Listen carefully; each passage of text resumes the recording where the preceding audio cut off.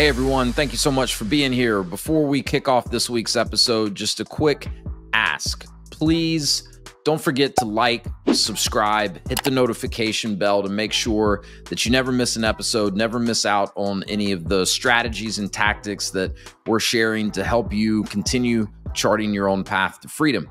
And if you'd like to go deeper with any of this, we've launched a free Facebook group, which you can join at pathtofreedom.com/group. And we've linked that in the show notes to make it easy for you to find. All right. Thank you again for being here. Let's drop in to the episode. What's up, everyone? And thank you so much for dropping into the Path to Freedom podcast. Today, I'm joined by Robert and Kaylee Fukui. And they together are the founders of Power Couples by Design, which I love the name, by the way, guys. It's a great name and a topic that I'm super interested to dive into with you guys today. My wife and I are in business together. I talk all the time to husband and wives that are considering, getting into business ownership together. So that's what you guys really focus on and help people with from my understanding. You guys have written a book called Tandem, which I've had a chance to read and would highly recommend it to anyone that's married and considering going into business with your spouse. But without further ado, Robert, Kaylee, thank you both so much for joining me today. Thank you for having us, Wes. We're so excited. Yeah, looking forward to digging in. We had some great conversations before.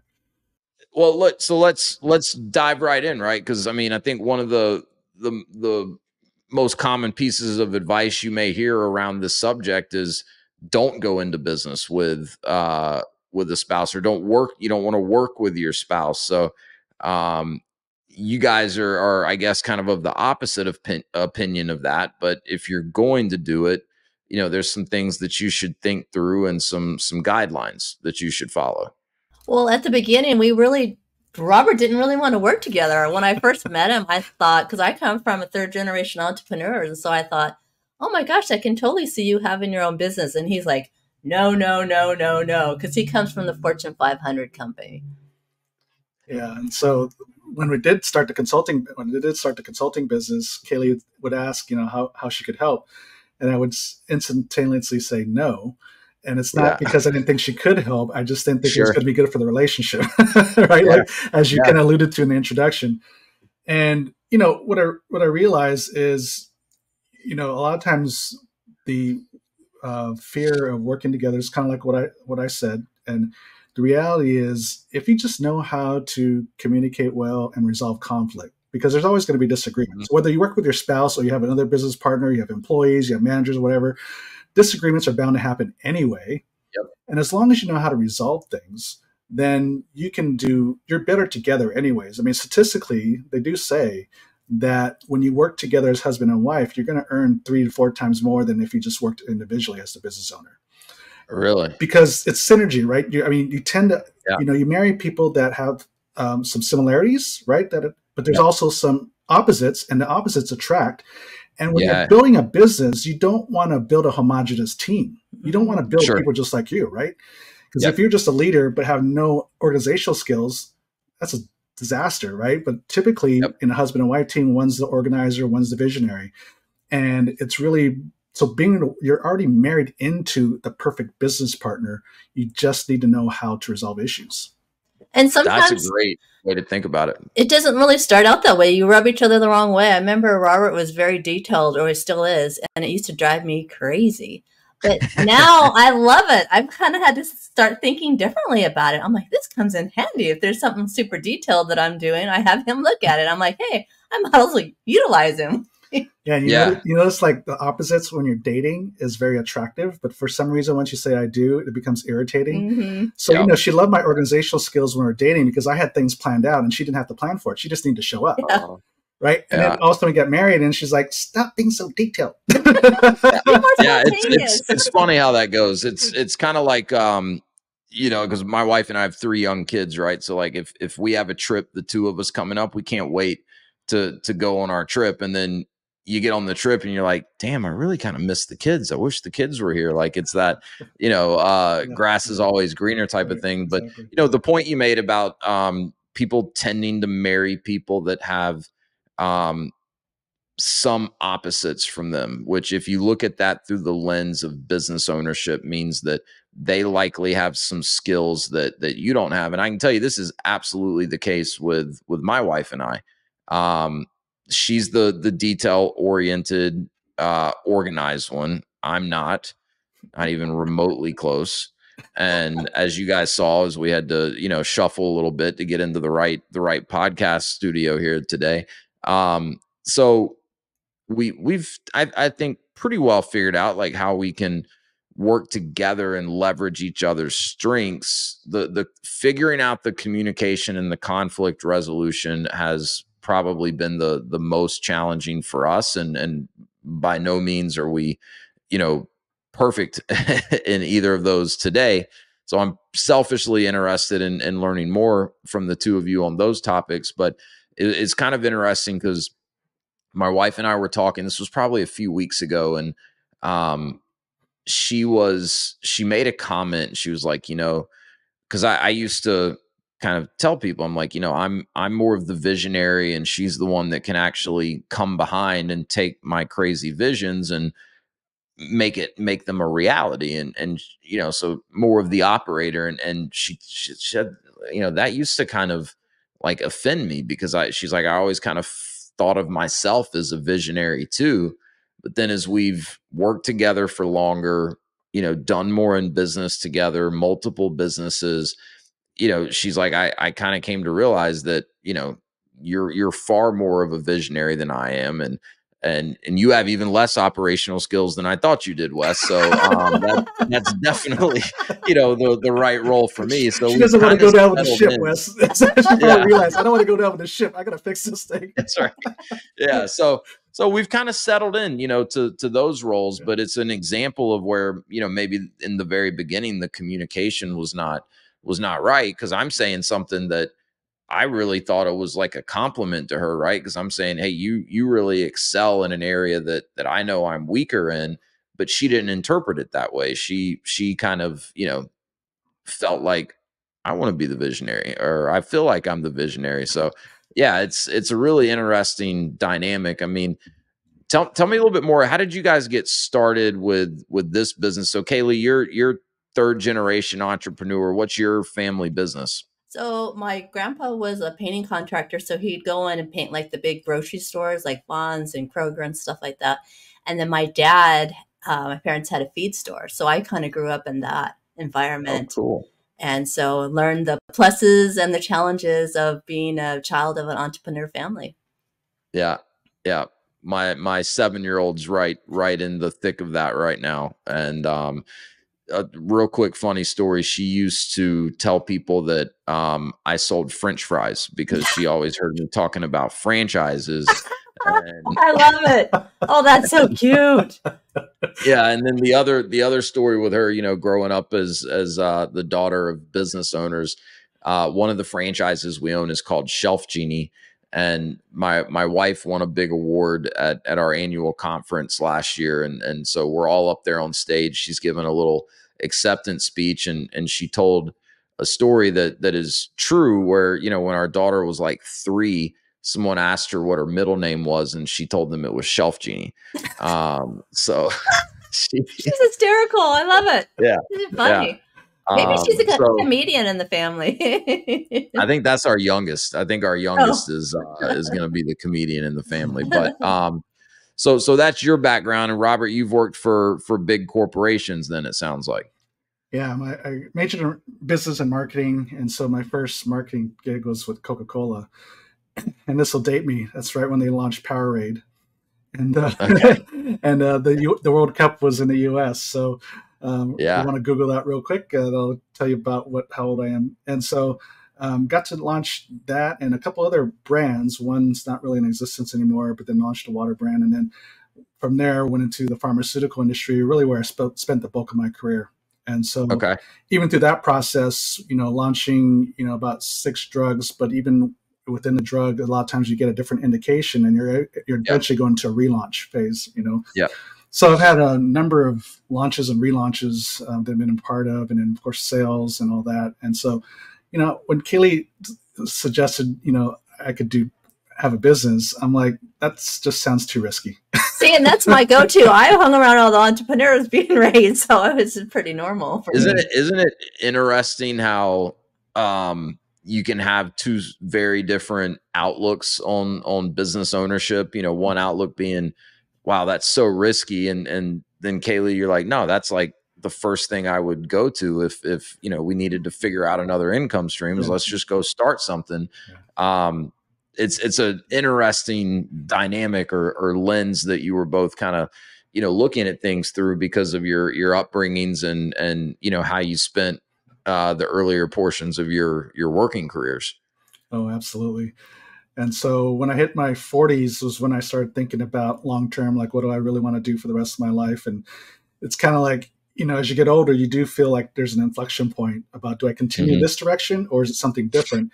And if it's something different, now is probably the time to do it, right? We're not that close to retirement. So if I screw up, I got time to make it up and go back to, working a job. So I didn't know what kind of business it would be. So then I started entertaining the fact that maybe I would start a business, but I didn't know what kind of business it would be. So I started doing some marketing consulting on the side. Okay. And I looked at it as paid market research. I said, well, maybe as I'm helping these businesses, I'm finding a business that I really want to do. Well, it turned out I really loved consulting. And it wasn't just about the strategy and design, but it was really about the people. Really get to, you're interacting, I was targeting family business. So I was working directly with the owner. And when you're improving sales performance or whatever, it's not only just a number that you're seeing improvement on, but you're actually seeing how it impacts the people, and not just them, but then their team, right? And so there's a lot of celebration and relief, when you get them over the hump. Versus in a Fortune 500 company, publicly traded company, you're only as good as the last quarter. And so, you don't really celebrate too much because the minute you celebrate, they say, okay, get to work. In fact, I have a kind of a funny story about that. I don't know if you saw that in the book, but, in pharmaceuticals, I won this trip to the Grand Caymans. For best performer. For best performer. I was one of the top performers, sales performer in the country. We sit down at our first, meeting. We're in the Grand Caymans. We had our dinner. We sit down for the welcome reception to the VP and all that. He gets up there and congratulates everyone. And then literally the next breath says, okay, while you're here enjoying yourself, everybody else is at home working. So which means you're a week behind when you get back.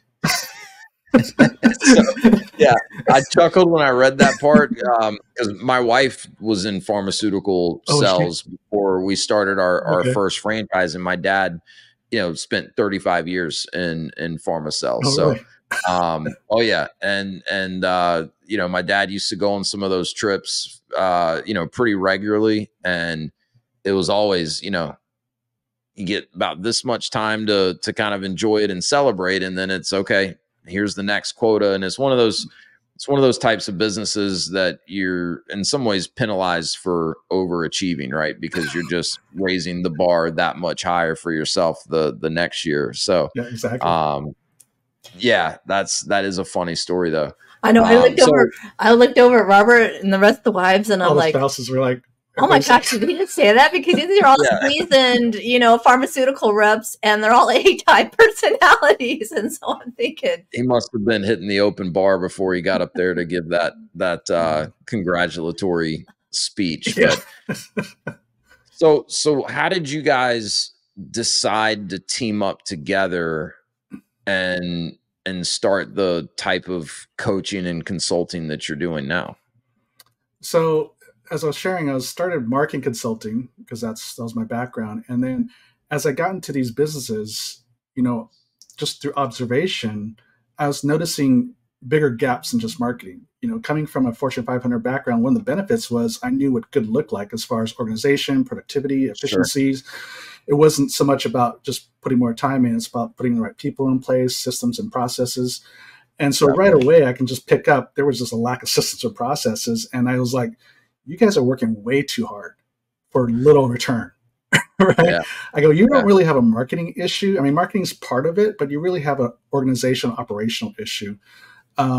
And then I was noticing how it was affecting home life, because as you got to know the owner, they'd start to talk about their personal life. I'm sure you've had that, right? As you get close to the client, they naturally, personal life starts coming up.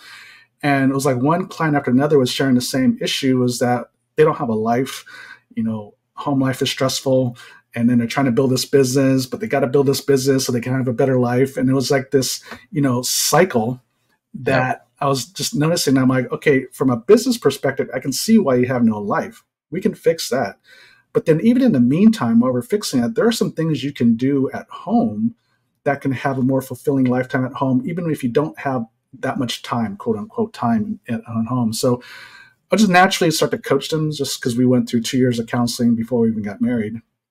This is in the book. And then, so that's when, when it became a repetitive theme, that's when I looked at Kaylee and I said, I think there's an elephant in the room. These entrepreneurs, they're married, most of them are married, they have no life, they have a lack of balance, and they don't know what to do. Mm-hmm. And I think we have some solutions, right? And we said, so let's test something out. And we tested out with a pilot group of about 4 married entrepreneurs.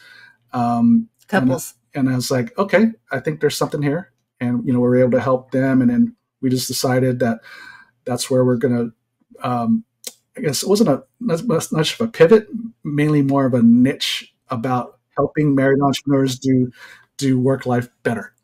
And so it's still, the consulting piece is still in play, helping them scale and grow the business for greater freedom. But we just add in that first part of the element is, how do we prioritize home regardless of how busy business can get? Because even if a well-running business, there's going to be ebbs and flows and periods of time when there's going to be more stress than others, right? There's no way to just totally make things great all the time. But even in the midst of a really busy season, let's create some boundaries in place that no matter how busy life gets, that you can always have the right amount of quality time to spend with your family. And that's kind of what we fell into. Yeah, because with my upbringing, the business became the mistress. My dad worked 6 days a week. To this day, I don't think my dad was at my high school graduation. I'm not sure. They had 4 strong-willed children, so I think he'd rather work than be at home, so he doesn't have to deal with any of that. Let my mom take care of it. And that's the real work, right? Right. It was really challenging on our family, and they ended up separating, and it was tough. Yeah. And you just want your dad to be home and play with you and hang out and, do stuff. It's got to be happening all over the place with small business owners, and I mean, not just small business owners, but where the business becomes the life, and the family piece gets kind of put on the back burner. And it's interesting because, like, in my world, helping people navigate, their pathway into business ownership, through owning a franchise, most of the people that I'm working with are kind of at that inflection point that you referenced, Robert. They're trying to figure out, hey, how do I want to spend the rest of my working years? Do I really want to do it working for someone else, or do I want to, go build my own thing? And there's always a financial component, right? Like, most people are not gonna go to the lengths of starting their own business to make less money, than they've been making. They understand there's a ramp up period, but they want to be able to see the potential to, at the very least, replace what they've been making, but ideally make more. But I find that the bigger driver for most people is the time freedom and the lifestyle component. That's the allure of business ownership, I think, more so than, hey, I'm going to go out and make, millions and millions of dollars. And it doesn't play out that way for so many business owners. And I think a lot of it is due to lack of structure in the beginning. So I talk to people a lot about, hey, if you're going to go start a business, like, before you start trying to pick the business, like, what do you want to do? How do you want to spend your time, right? Like, what are you really good at? What gets you excited in the morning? Because to your point, there's always going to be highs and lows. There's always going to be challenging days. So if you're in a business that, the way you have to spend most of your time doesn't excite you, or you're just not good at it, like, that's a recipe for burnout very quickly. But if you do get into something that's really a good fit for you, it's in your wheelhouse, then you're going to have a much better chance of being successful. But I talk to them a lot about lifestyle. You know, what do you want your lifestyle to look like? And if we can get that piece right, then it's up to me to take the relationships and the knowledge that I have of all these different franchise companies and recommend businesses that are likely to be a better fit. But that's only part of it, right? If there is a spouse in the picture and a family and they're not involved in some of those conversations, then it still, you know, can kind of backfire and you end up with less time and less freedom than you had, you know, working for someone else. So where do you guys kind of start, you know, with someone that you start coaching or consulting with? We'll get right back to the episode in just a minute, but if you've been considering business ownership, if you're already a business owner looking to expand and you're curious about franchising, I'd love to connect with you, answer any initial questions that you have, talk about a specific franchise, and detail the exact process that I use and have taken hundreds of people through to help them understand franchise ownership, find the right franchise for them, and conduct the necessary due diligence. Click the link in the show notes if you'd like to schedule a free, no obligation strategy call. I look forward to talking with you. And now back to the episode. Kind of what you said earlier about lifestyle. It's like, what do you want your life to look like? So it's sit the husband and wife down and say, what is your vision for the future? From, you know, where you want to live, how you want to spend your, you know, time. You may not fully retire, but even mentor or volunteer work or, you know, whatever the case may be, how do you want to use your time and where do you see yourself being in like 20, 30 years? But then bring it back into the present and say, how can we do some of that now? Like, we don't have to wait for the 20 years from now to take a vacation, right? It may not be as elaborate as it is when you're a multimillionaire, but you can take a staycation or, you know, go drive somewhere, right? So the principles, whatever the principle is of your life vision in the future, you can do that now. But we don't take the time to enjoy the journey. And that's where that lack of balance and that stress and overwhelm comes into place, because you're constantly just working and striving for the carrot at the end versus bringing some of those enjoyments of the future into the present.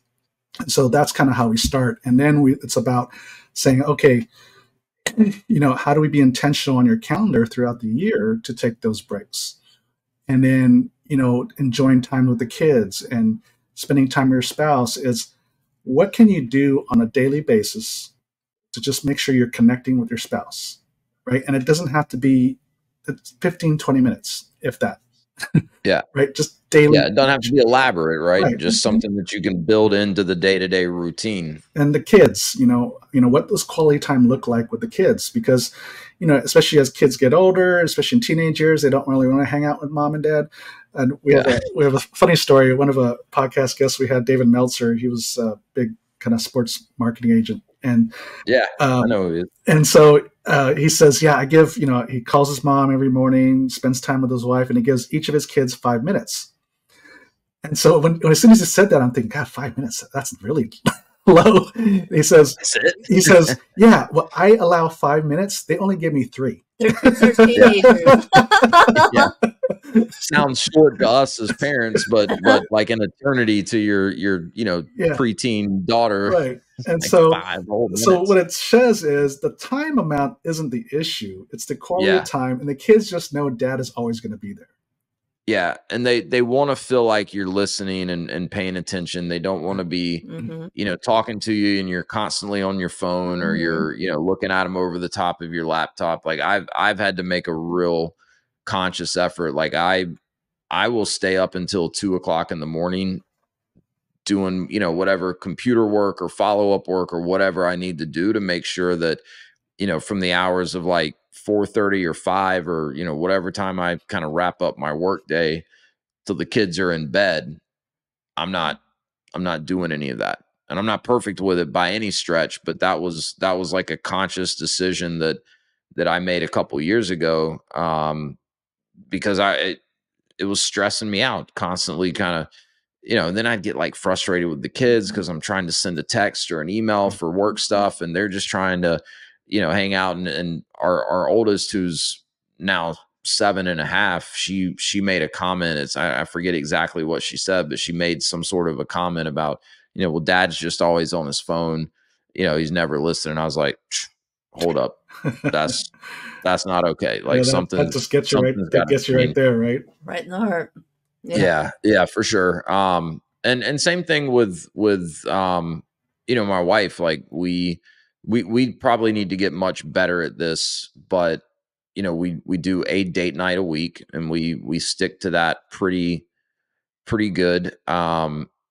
We always find ourselves talking about business, though, for a good chunk of that. I don't know if that's a good thing or a bad thing, but we have, I think, gotten better about, like, like last Friday night, we went out to dinner, and I was like, I don't want to talk about work at all tonight. Like, I just want to unplug from all of that. And she was like, got it. Right. But then, we go out on a date night, go to dinner or something, and have, a great conversation about business stuff, come up with some great ideas because we're both kind of in that zone. So, I mean, what do you recommend in terms of boundaries like that when it comes to a husband and wife working together? What do you recommend in terms of, like, hey, obviously you don't want to spend all of your time talking about business. Like, how do you kind of recommend that they go about setting up some boundaries, and how would you structure that? Well, I'd say for us, we do weekly meetings. So every Monday at 3:30, we get together. A lot of times we'll go to a small business coffee shop, and we will give each other a encouraging word. We'll talk about our business. We'll check in with each other to see how we're doing emotionally. We'll talk about our finances. We go over our calendars so I know what to expect. Like, if Robert's going to be traveling for the next 2 weeks, then we'll plan in a date night or something. And I'll know what to expect, as opposed to he catches me off guard. I'll be like, what? I didn't know you were going to be gone. You didn't tell me. Tomorrow? Yeah, exactly. Yeah. And we talk finances, all different things. And so we are very intentional about that meeting and carving out that time so we know. And if there's something, we need to resolve that we could table till then, we'll talk about that as well. So it's nice just to know you have that placeholder that you are going to talk about these things, because I do that once a week. Mm-hmm. Yeah. And do you have kind of a structure, like an agenda for that meeting that you follow? Mm-hmm. Yeah, like Google Docs. We always start with the encouraging word for each other, because if you're like me, growing up in a home that didn't encourage each other, that's a lacking piece of the relationship. So even though this is a business meeting, but at the same time we're still married, and so wanting to encourage a partnership, right? Yeah, because otherwise becomes too tactical, and this is what you got to do. And I don't want to feel like he's criticizing me if there's something that didn't go right. I'm like, stop telling me what to do. Yeah, so we got to kind of balance out the constructive criticism to encouragement, and kind of heavier on the encouragement. And then we have what are the personal things we got to deal with some of the business issues, what's the projects coming up, and then once a month, once a quarter, once a year, we go into more vision and planning mode, right? And obviously the yearly ones are bigger and bigger. We spend more time, a day or a weekend or whatever. Yep. So that takes care of the business stuff. So we don't have to feel inclined when on the date to talk about business, because we know we're going to talk about business. We already have a scheduled time in place to do that. But then even throughout the day, of course, we try to do, like I said, our morning check-ins. And for us, it's kind of our regular prayer time, and then just a quick check, just a check-in. And so that way we have those personal and business check-ins all the time. So that way when we hit date night, when it should really be more personal time and just connection, it doesn't get flooded with business. And so we hold each other accountable about that. If all of a sudden business conversation starts to creep in, you say, can this wait till tomorrow or the next business day or our meeting? And so it's kind of that, hey, are we supposed to be doing this? And so inevitably, most of that stuff that comes up on a date about business can be tabled to, the next meeting or the next month. And then when you've got the structure in place, right, it's easy to say, all right, we'll table this for our weekly meeting or our check-in tomorrow morning. If you don't have those systems in place, it's a little bit harder to do that, because there's a good chance it slips through the cracks. Right. Or because that's why we throw those things in when we think about it, is because we don't know when we're going to talk about it. So we might as well just talk about it now when it's front and center, as opposed to yes. Okay, I mean, that's pitch park it. And just put Well, it on the especially like, Google Doc, so I don't have to remember to have the conversation yeah, next week. I'm like, just throw it on the and Google Doc. And I've been telling my wife we need to have a scheduled meeting and some sort of a document. And anyways, I'm going to make her listen to this one. And I'm going to edit that part out.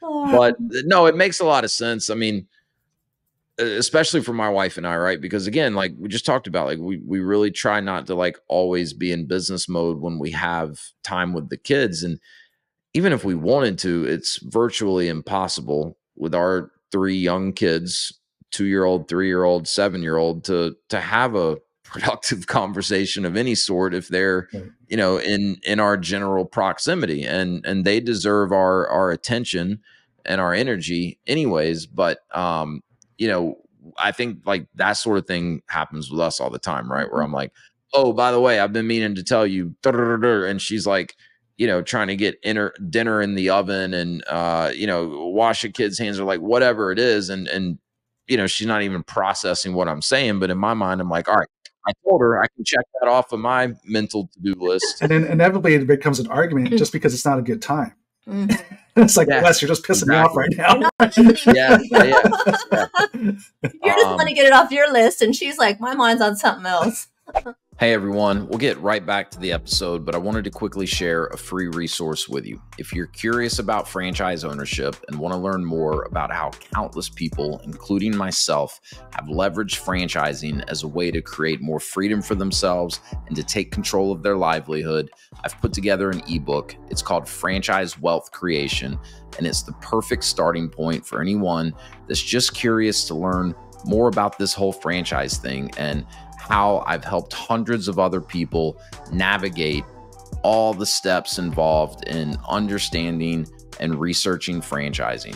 So click the link in the show notes, fill out a short form. I'll send you the ebook. I think it's a great starting point if you're curious at all about learning more about franchising. All right, let's get back to the episode.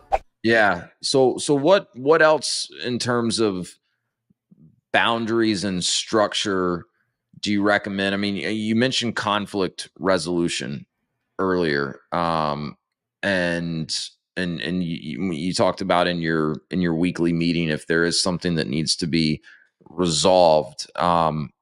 What's some good advice around, you know, how to handle conflict? Or because I'm probably not the like, this is what happens with my wife all the time. My wife and I all the time. She'll ask me a question. Hey, what do you think about this? And I will tell her what I think about it. And sometimes there's, in my mind, what is some coaching or a suggestion or, you know, an idea of how to maybe tweak it a little bit or to think about it a little bit differently. And many times in her mind, it's a criticism. Mm-hmm. And I'm probably guilty of it too, right? And so like, how can you prevent those sorts of things turning into a conflict, escalating into something bigger than it is, where, you know, you feel comfortable giving each other real feedback and not just kind of smiling and nodding because you don't want to piss the other one off or hurt their feelings, and not, you know, let it turn into something that's an actual conflict. Well, I think the first place to start is making sure you're both in a place where you can have this conversation. Because like sometimes Robert's in the middle, he's doing all this organized stuff. Yeah. Whatever he's over there organizing. Detailing something. Detailing my He's car. doing all this content that takes some hours to do or whatever. And I'll come in, honey, I'm so upset. And he's like, I trigger him, because I'm upset. And then I trigger him because he's like in the middle of his content creation. It's the worst time that could ever be that I even bring it up. And so I'll just try and say, honey, well, you know, I'll say, you know what, when's a good time? I need to run something by you. And then he'll be like, now's a good time. Or, hey, let me finish up what I'm doing and then I'll get back with you. I'm like, okay. Yeah. Because that's a huge one. And then the other one that really works for us is asking what they need. Because I'll be talking to Robert about something. And as you were saying, alluding to, he'll like try and solve the problem and come up with all these ideas. And I just get mad because I feel like he is not listening to me.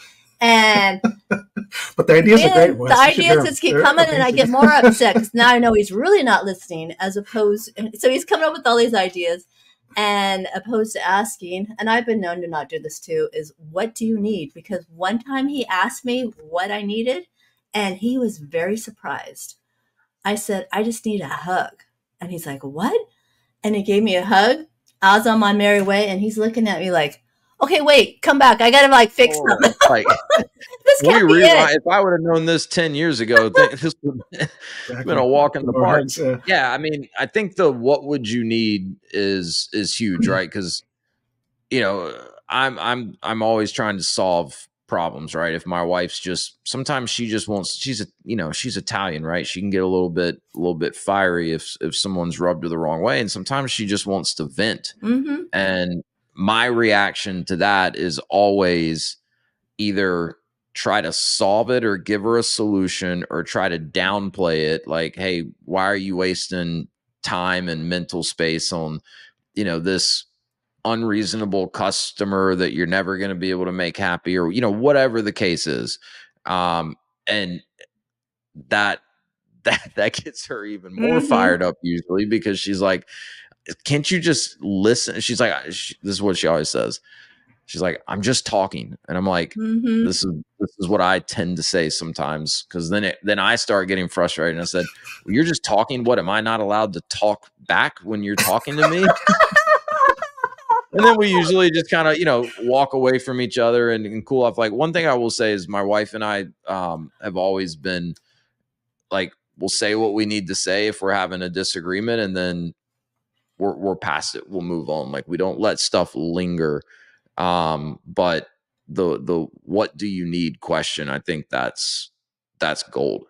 Yeah, because as soon as I don't know how we came up with that, but as soon as I found that out, because I thought about it, I said, women or people in general only want two things when they're presenting something to you. They either want you to listen and empathize, or they need a proper solution. It's really only one of those two things. And if they don't know, because someone asked me one time, well, what if my spouse doesn't know what they need? I said, there's still not a problem to solve, because if they don't know, there's nothing to solve. Yeah. So it still falls into just listen and empathize, and just talk them through and walk through the process. And inevitably, the solution gets solved on its own just by talking through it. I don't have to actually give her a solution. She just comes up with it on her own, or I come up with mine as we're just talking it through.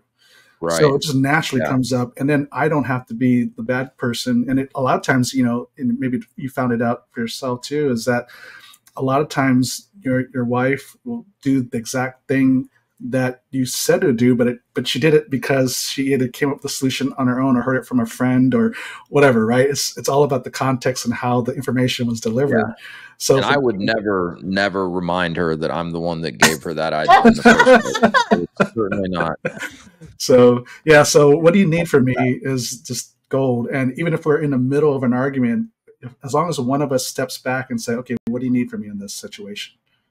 Yeah. Because otherwise what we're doing is just reacting, and we're just throwing stuff at the wall blindfolded, hoping something's going to stick, versus just asking the other person, what do you need? It's just like in business and marketing research. Like, a lot of people say, oh, how should I charge, or how should I add value to the product or service? I said, ask your customer, what do you need? Yeah. What do you need? Right? It speeds the process up so much when you just hear directly from your audience. Right? You're not having to guess. Yeah. I saw, I'm trying to remember who was talking about this. Maybe Cody Sanchez. I don't know if you're familiar with her, but talks about a lot of small business ownership, acquisition type stuff. And she was saying when her and her husband are like starting to have a disagreement, or they can feel like the frustration levels rising, one of them will just say, is this a 5? Or something like that. And because they kind of came up with the scale, right? Where 10 is like nukes are about to start flying, and 1 is like, what are we even talking about this for? This is silly. And their kind of thing was like, if it's not a 5 or more than that in terms of the front, like, just walk away from it.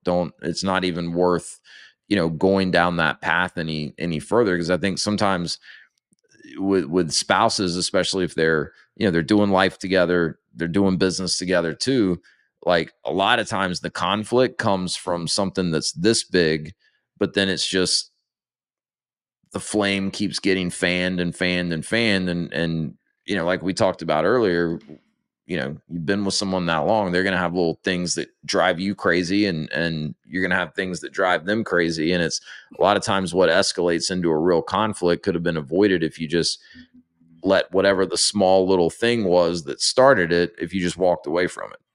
Yeah. Or also what we've found too is, you know, we kind of back into what do we agree upon? We have a disagreement, but what do we agree upon?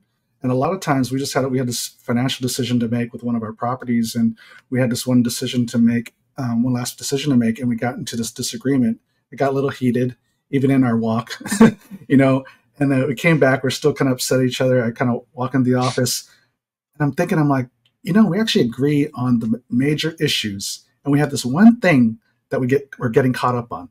So I walk into the living room and I said, honey, do you realize we agree, or I agree with you more than I disagree? I'm all, no. She had that attitude. Yeah. I'm like, no. And so I told her what we agreed upon, and she's like, oh. And then literally within 2 minutes, we had that one point of disagreement. It was solved because we just got caught up in this thing, and we had to, you know, dig our heels in about this one stupid little issue that was minuscule in comparison to the thing that we really agreed upon, which was the major issue anyway. And when you can't agree upon it, it's holding you back in your business and in your relationship, because you have all these piles of things you can't talk about. You're stuck at, as opposed to if you can be able to resolve it and move forward, and you're on to the next thing. Yeah, and that's what we found. Like, what the major roadblocks that prevents growth in these husband and wife teams is their ability to agree and move forward.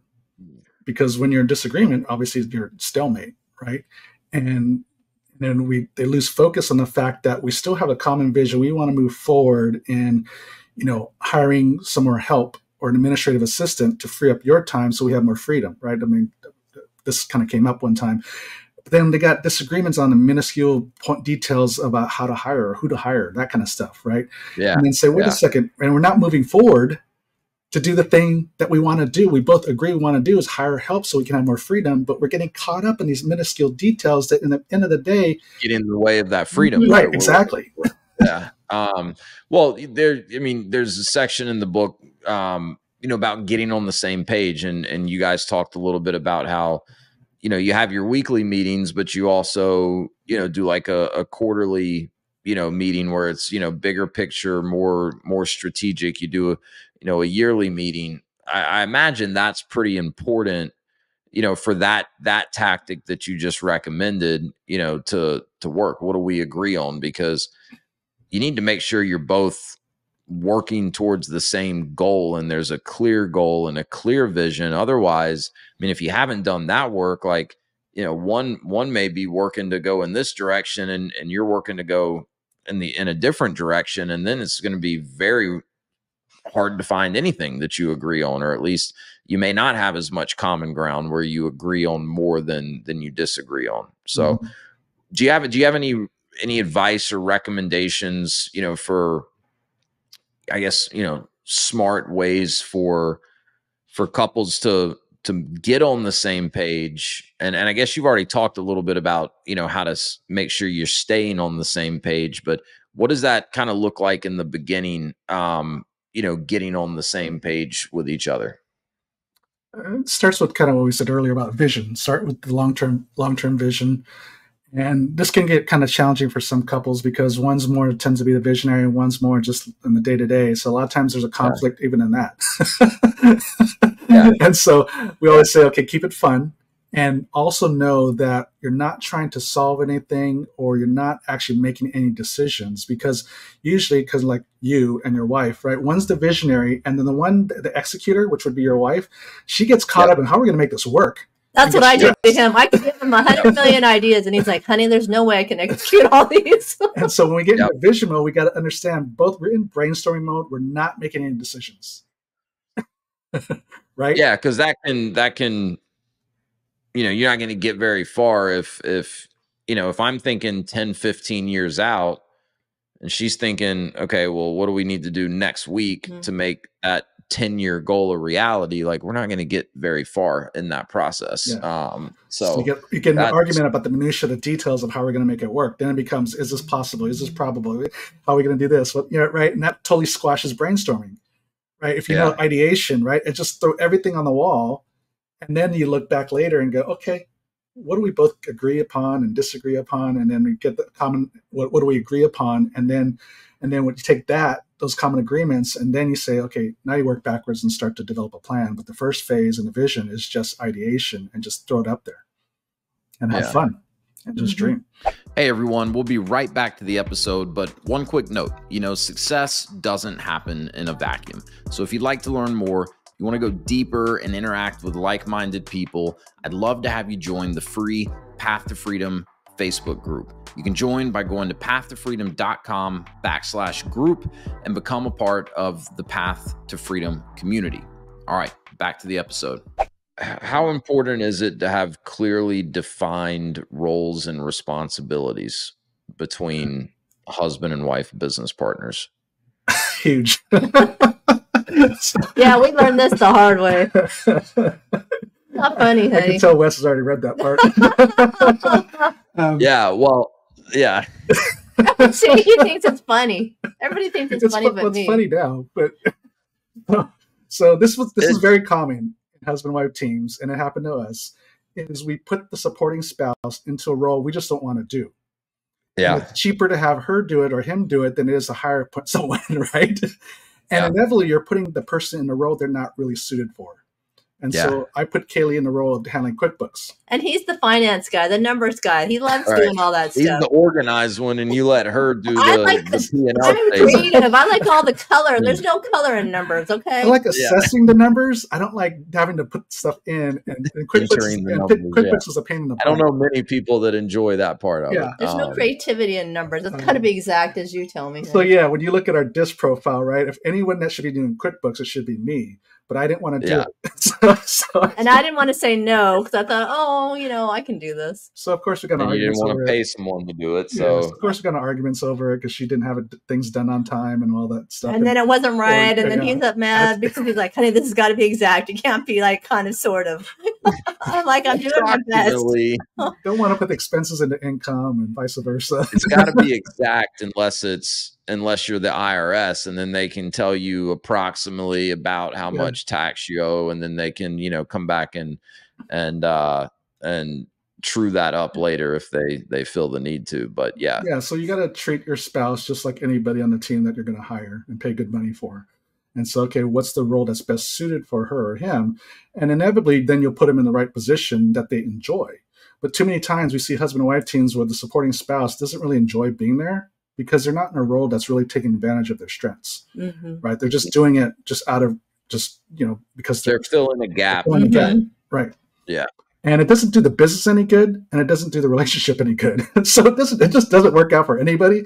But once you're in the right roles, then all of a sudden the business can thrive, the business benefits, and of course the relationship gets stronger because now you're just in your sweet spot in the zone, right? And then so when I finally realized, hey, Kaylee was fine. I said, no, really, what should I be doing? And I said, go make friends. I said, no, really, what can I do? I said, go make friends, because she doesn't like titles. So I didn't want to put the sales title on her.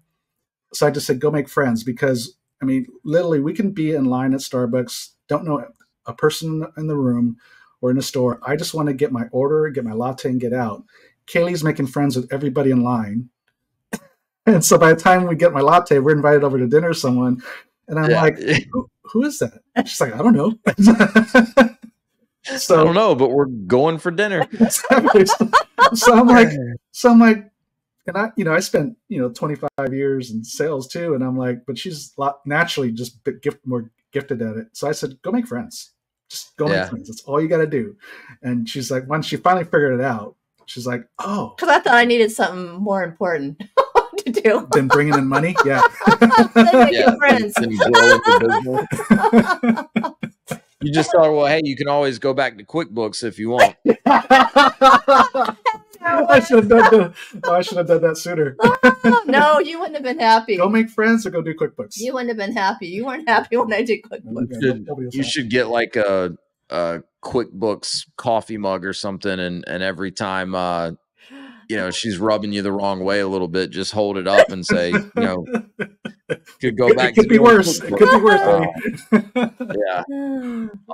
All jokes aside, what about, and maybe this falls into some of what you've already talked about in terms of, daily check-ins, weekly meetings, longer term strategy sessions, but what about accountability? What if one person's not holding up their end of the bargain and say they're in the right role, but they're not getting the job done?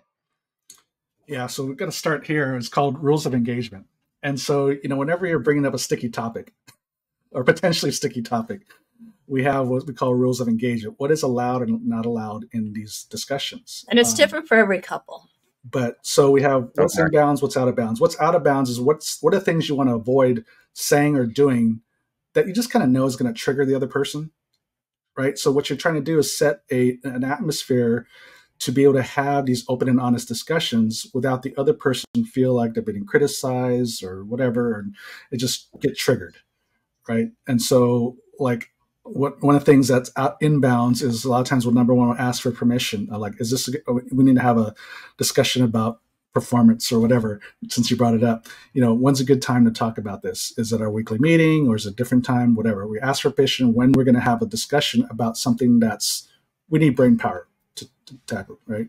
And a lot of times when Kaylee's bringing up something sensitive, what she'll say to me up front to prepare me is she'll say, guard your heart. What that means is potentially something that I might take as criticism or might hurt me.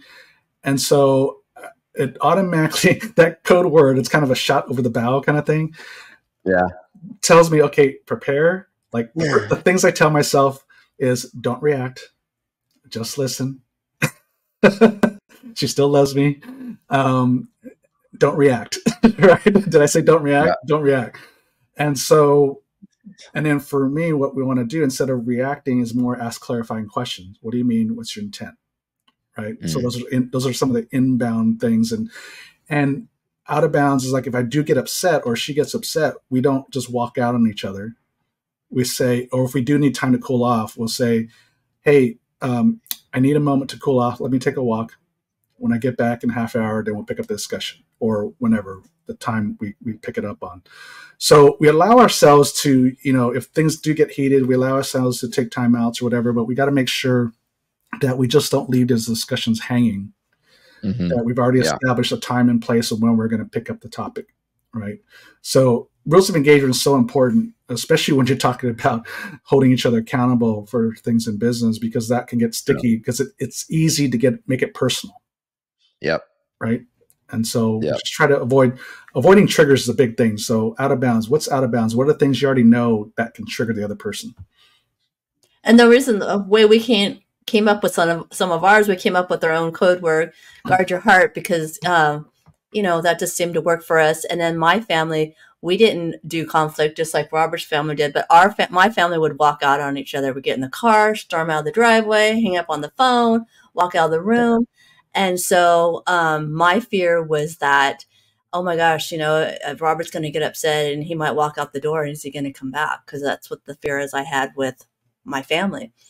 And so that's why we said, okay, if you need a break, you say you need a break, and then tell the other person that you love them and that you'll be back at a certain time, so that I know in my mind, okay, he's coming back and it's going to be all right. It's not open-ended that he's out. To give an example of your specific example about holding each other accountable for performance issues or whatever, that can get sticky. But one of the things that we do, number one, is we know what the expectations are, right? We outline our expectations in the job, in the business, and all that. And then instead of just accusing Kaylee of not fulfilling her end of the bargain, we just bring up, this is what we agreed to. This is what you agreed to. This is what I agreed to. And it seems like things might not be working as planned. So what should we do about it? And then it invites the discussion of improvement versus just complete accusation, right? We already know we hold ourselves accountable to the expectations we agreed upon. Now it's like, I don't feel that we're meeting our end of the bargain. What should we do about it? And so I don't have to be accusatory. I can just ask her the question, what should we do about it? And then she'll just naturally just say the right things without having to get into and all this we're talking about, if you kind of notice, is applicable even to your team in business. Yeah. Not just a husband and wife issue. Totally. We get, even as an employee, a lot of times employees will just go off the rails because you're accusing them of not holding to performance. Well, if we've already lined up expectations properly and we've agreed to it, it's in writing. And then we bring it and say, hey, how do you think you're fulfilling these obligations or these expectations? And then what should we do about it? Inevitably, the other person is going to make the right decision usually. And it might not be the answer you're thinking it is. Maybe they need help. Maybe they've got a lot going on in a certain area and they're just totally overwhelmed. And, you just never know what's going on in someone's life. Yeah. So much of it is applicable to, a team in your business too. We should point out that the sleeping with your spouse, that cannot apply to the team. That probably crosses some lines, gets you into some HR trouble. Not a good recommendation. But all jokes aside, I mean, you guys are clearly a wealth of knowledge on this topic. That's got to be, one of the trickiest things for people to navigate. I'm curious, are most of your coaching clients, are they husband and wives that are both actively involved in the business, or do you also coach clients where maybe one of the spouses, the business owner, and that's their main focus, and the other spouse is just kind of supporting in the background? Yeah, primarily majority of them do work together. Now, there's always the supporting spouse isn't always working full time, but they're working in capacity. And then occasionally some that maybe I step back because I want to raise the kids, but they're still involved in discussion, right? And so at the end of the day, they're all married and they have a business together, and so they're trying to make this work. But yeah, most of them do work together in some capacity. And can you talk a little bit more about the structure of the program or the different options that you would have for someone for the coaching? I mean, you've got the book. We're going to link that in the show notes. You've got your podcast. We'll link all of that in the show notes to make it easy for people to find. So, I mean, you've got a lot of good information out there that anyone who's interested could go and consume. But what does the actual coaching program look like? And do you have different options or ways that someone could get coached? Yeah, if you go to the marriedentrepreneur.co/P2F, it's actually a specific welcome page just for this podcast listeners. But if you go to the coaching page, it kind of outlines kind of how we work. And the first phase is always just this complementary MBA, marriage and business assessment. We just kind of look at how you're doing financially, what your margins are, and then what's your work-life balance look like? Do you have a vision at all? How much time and quality time are you satisfied with spending time with your spouse, your kids? How well do you work together? How would you rate yourself? Those kind of things. And then, how well are you managing your time in the business? Are you stuck doing a lot of busy work versus are you more in like a CEO role? And the margins, do you feel like you have to operate on a lot of volume versus just maybe less with better margins? So we do there's a little bit of a survey and assessment that we go through, and then we kind of go through results with a roadmap of what are the gaps in your life, in your business, that's preventing you to have the freedom that you want. And then from there, it's, one of two or three options. If some people feel like they just need help as teammates, how to work better as a team, which is more the relational communication vision side. And then or some need more help on the business side. How do we really scale this thing and grow and have greater freedom? But most people just do both because they know in order for this thing to really work, we need help on both relational and business. And so, well, that makes sense. I mean, look, you always going to have room to keep growing and scaling your business, right? Yeah. And probably improving the margins, but give us that, and we'll put it in the show notes, but give us the website again where the listeners of our show can go and get that assessment. Yeah, it's marriedentrepreneur.co/P, the number 2F. Awesome. Path to freedom. Well, thank you guys for putting that together. And thank you for taking the time to come on the show. I've learned a lot in the the couple of conversations that we've had. We've had a few laughs together, which has been fun too. Yeah. Encourage anyone out there, especially, married entrepreneurs, or if you're considering, going into business, and if either of you are going to play any sort of a role in the business, these are things you need to be thinking about and talking about. I imagine you see this with your clients, but it's a heck of a lot easier if you have these conversations and get on the same page before, you've got the business up and running than if you're going back and trying to put some of this in place once you already have a business and things are in motion. So obviously that's not going to work for everyone that's already in business out there, and it's never too late. But if you're one of those out there that's considering moving into business ownership, these are really, really important things to be thinking about and talking to your spouse about.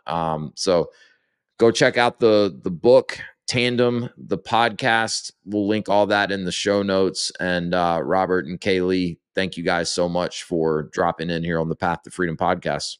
Thanks, It was fun. We had a lot of fun.